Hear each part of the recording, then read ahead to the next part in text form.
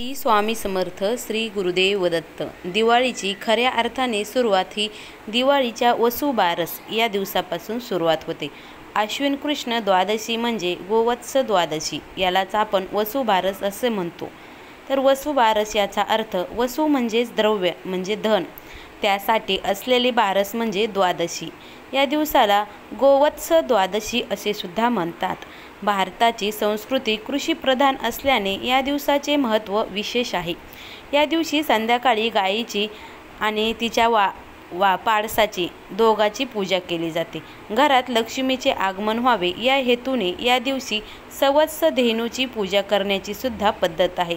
ज्यांच्याकडे घरी आपल्याला गुरे वासरं आहेत, त्या दिवशी त्यांनी पुरणाचा स्वयंपाक करतात. घरातील सवाष्ण बायका गायीच्या पायावर पाणी घालतात. नंतर हळदी कुंकू, फुलं, अक्षदा, नंतर फुलाची माळ गायीच्या गळ्यात घालतात. त्यांना निरांजन ओवून केळीच्या पानावर पुरणपोळीचा नैवेद्य वाढून गायीला खाऊ घालतात. आणि या दिवसापासून अंगणात रांगोळी काढण्यास सुरुवात होते. पुष्कळ स्त्रिया या दिवशी उपवास करतात. या दिवशी गहू मूग खात नाहीत. स्त्रिया बाजरीची भाकर व गवारीच्या शेंगाची भाजी खाऊन उपवास सोडत असतात. आपल्या मुलाबाळांना चांगले आरोग्य मिळावे, सुख लाभावे म्हणून ही पूजा करतात. दिवाळीची खऱ्या अर्थाने सुरुवात या दिवसापासूनच होत असते. म्हणूनच दिवाळीचा उत्साह हा आनंद लुटण्यासाठी असतो, हे लक्षात ठेवा. नवीन खरेदी, फटाके, फराळ, रांगोळ्या, किल्ला यांचा समावेश असणारी दिवाळी प्रत्येकजण आपापल्या परीने हे एन्जॉय करत असते. तर आता ह्या वसुबारस या सणाची एक कथा आपण ऐकणार आहोत. ती कोणती ती ऐकूया. आटपाट नगर होतं. तिथे एक कुणब्याची म्हातारी राहत होती. तिला एक सून होती. गाई गुरे होती. ढोरे म्हशी होत्या. गव्हाळी मुगाळी ही वासरे होती. एके दिवशी काय झालं, आश्विन मास आला. पहिल्या द्वादशीच्या दिवशी म्हातारी सकाळी उठली, शेतावर जाऊ लागली. तिने सुनेला हाक मारली, मुली मुली इकडे. सून आली. काय म्हणू म्हणाली.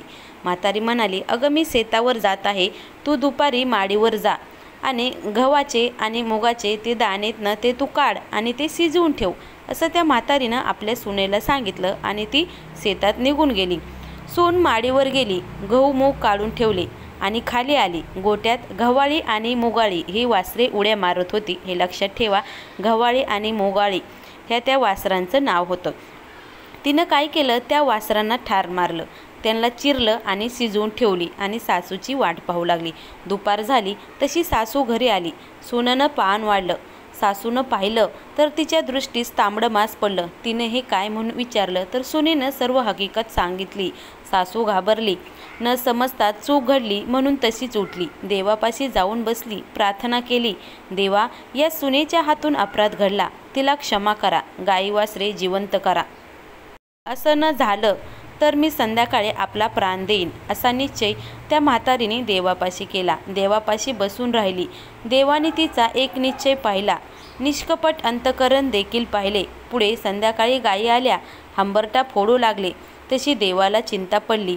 हिचा निश्चय ढळणार नाही असे देवाला वाटले. मग देवाने काय केले तर त्या गायीची वासरे जिवंत केली. त्या उड्या मारीत मारीत त्या गायीला प्यायला लागली. गायीचे हंबरटे बंद झाले. म्हातारीला आनंद झाला आणि सुनेला सुद्धा आनंद झाला.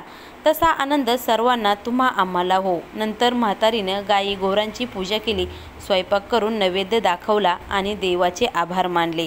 अशा पद्धतीने म्हातारीनं देवाचा आभार मानले आणि त्या गायी आणि वासरांना गोड असा नैवेद्य दाखवला. दिवाळीत गोपूजेचे महत्त्व काय ते पाहूया. भारतीय संस्कृतीत देवाने सर्व विश्व व्यापले आहे असे मानले जाते. परमात्मा या सर्वच ठिकाणी असतो. जीवनाच्या विकसनशील परंपरेत हे फक्त मानवापर्यंतच मर्यादित न राहता सर्वभूत हिते हा त्यांचा मुख्य आदर्श आहे. प्राणीमात्रावर फक्त दया न करता प्रेम करणे हा त्यामागील उद्देश आहे. आपण देवावर दया करत नाही तर देवावर प्रेम करतो व त्यांची पूजा करतो. म्हणूनच प्राण्यांमध्ये जर देव वसत असतील तर त्यांच्यावर सुद्धा आपण दया न करता त्यांचे पूजन केले पाहिजे, त्यांच्यावर प्रेम केले पाहिजे. म्हणूनच भारतीय संस्कृतीच्या दृष्टीने मानवाचं अंतःकरणात प्राणीमात्रासाठी आदर असला पाहिजे. भारतीय संस्कृतीत मानवाला सर्व पूर्ण सृष्टीवर प्रेम करायलाही शिकवत असते, अशी ही आपली भारतीय संस्कृती आहे. पृथ्वी तलावर गायीचं महत्त्व खूप जास्त आहे. त्यामुळं तुम्ही सर्व प्राण्यांवर प्रेम करा. आता ही गोवत्स पूजा म्हणजे वसुबारसची पूजाविधी कशी करायची ते आपण थोडक्यात पाहूया। या दिवशी गोधनाची पूजा केली जाते। समुद्र मंथनाच्या वेळी 5 कामधेनू उत्पन्न झाल्या, त्यापैकी नंदा नामक धेनूस उद्देशून हे व्रत केले जाते। या दिवशी अनेक जन्माच्या कामना पूर्ण व्हाव्यात याकरता वासरासहित गायीची पूजा केली जाते। भरपूर कृषी उत्पादन व्हावे, आपल्या मुलाबाळांना चांगले आरोग्य मिळावे, सुख लाभावे म्हणून ही पूजा केली जाते, हे लक्षात ठेवा।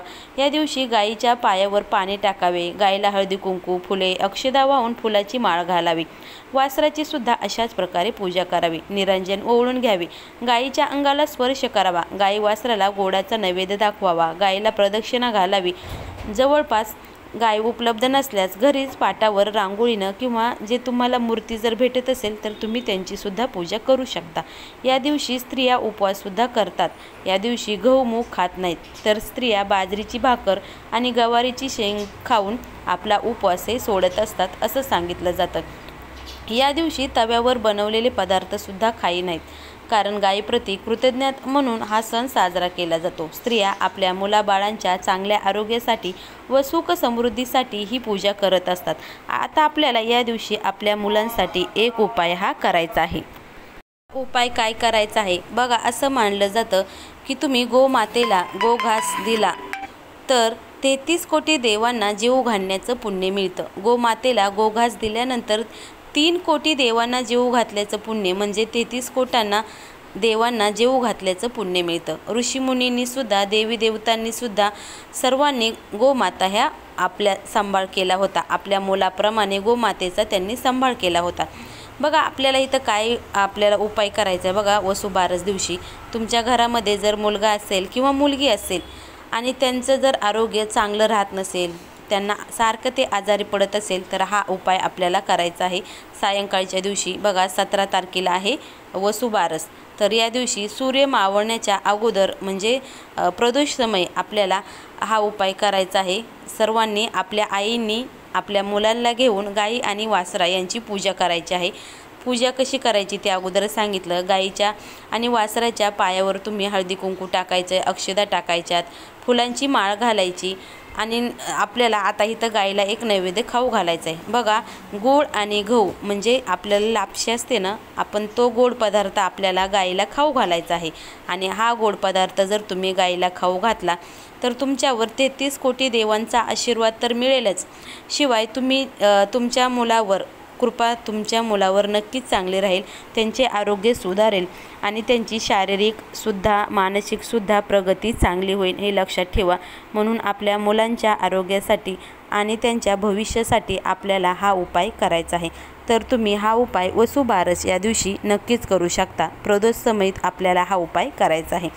ही माहिती तुम्हाला कशी वाटली ते आम्हाला कमेंट करून नक्कीच सांगा। श्री स्वामी समर्थ, श्री गुरुदेव दत्त।